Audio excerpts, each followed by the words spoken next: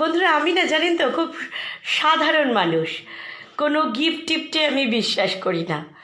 বন্ধুদের সঙ্গে মিলে মিশে আপনজনের সঙ্গে মিলেমিশে থাকবো, এর থেকে বড় উপহার আমার জীবনে আমি মনে করি আর কারোর জীবনে মিলেমিশে থাকার মতো বড় উপহার আর কিচ্ছু হতে পারে না।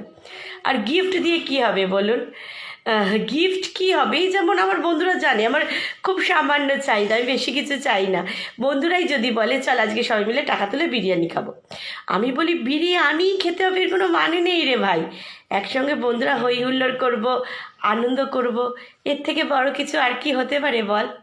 আমার বিয়েতেই দেখুন না, উপহার পেয়েছি এক গাদা উপহার।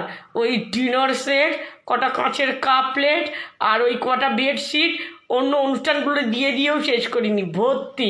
তাই বলছি গিফট নিয়ে কি করব বলুন? তাই আমার গিফটে আমি বিশ্বাসী ঠিক নই। এই সামনে বিবাহবার্ষিকী আসছে, বর জিজ্ঞাসা করছে কি নেবে বলো, বন্ধুরা বলছে বড় তো অনুষ্ঠান করবি কি নিবি বল। তাই বলছি বেশি কিছু না, দিতেই যদি হয় একটা 50 লাখ টাকার চেক দিও। বন্ধুদের বলছি 50 লাখ টাকার চেক দিও, তোমরা সব বন্ধুরা মিলে টাকা একত্রিত করে একটা 50 লাখ টাকার চেক দিও। আর বরেরকে বলেছি তোমার ভালোবাসাই সব, তাও যখন দিতে চাইছো একটা হিডেন নেকলেস, দেখেছেন তো আমার কত সামান্য চাহিদা, ব্যাস এইটুকু পেলেই